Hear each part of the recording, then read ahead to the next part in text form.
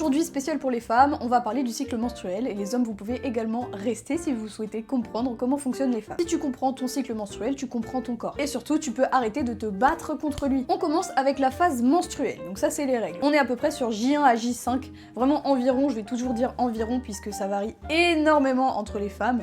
Il n'y a pas de normes, etc.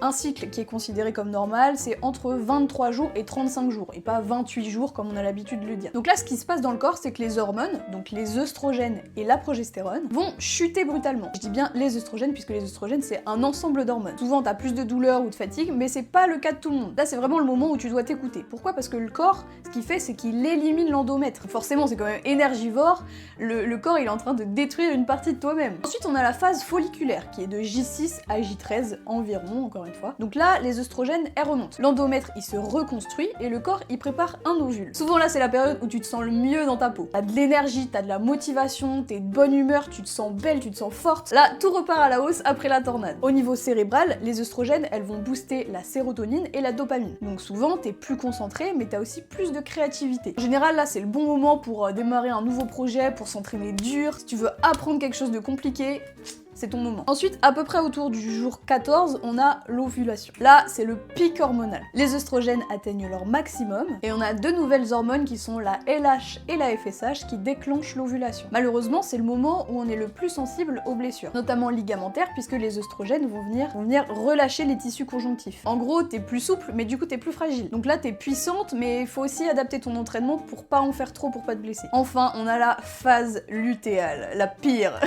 Là, souvent, on est de J15 à peu près J28. C'est le moment où le corps il produit beaucoup de progestérone. La température corporelle, elle augmente, ton métabolisme aussi, donc tu brûles un petit peu plus de calories. C'est pas pour ça qu'il faut te goinfrer, hein, c'est pas énorme non plus. Mais c'est aussi la phase du syndrome prémenstruel, donc plus d'irritabilité, de fatigue, de fringales, de rétention d'eau aussi. Et c'est normal, parce que là ton corps il se prépare à deux choix. Soit une grossesse, soit à recommencer le cycle encore une fois. Donc en général, c'est le moment où il faut un peu moins d'intensité dans les entraînements, un peu plus de récupération, mais encore une fois, ça dépend des femmes. C'est pour ça que je voulais vous donner des conseils à la base sur votre entraînement, mais ça dépend trop en fait. Parce qu'il y a des femmes qui sont plus fatiguées et moins fortes pendant les règles, il y en a dans la phase lutéale. En fait, le mieux, c'est d'apprendre à se connaître soi-même. C'est d'apprendre à connaître ton rythme. Tu peux noter chaque jour comment tu te sens. Après, tu vois sur plusieurs mois ce que ça donne en fait, s'il y a des jours où ça se ressemble dans le cycle. Tu peux noter ta température, tes douleurs, ta motivation, ton niveau de fatigue. Et une fois que tu comprends mieux comment ton corps il fonctionne, bah tu finis de détester le cycle, les règles. En fait, t'apprends à les aimer parce que voilà, tu comprends comment ça fonctionne. Faut vraiment travailler avec son corps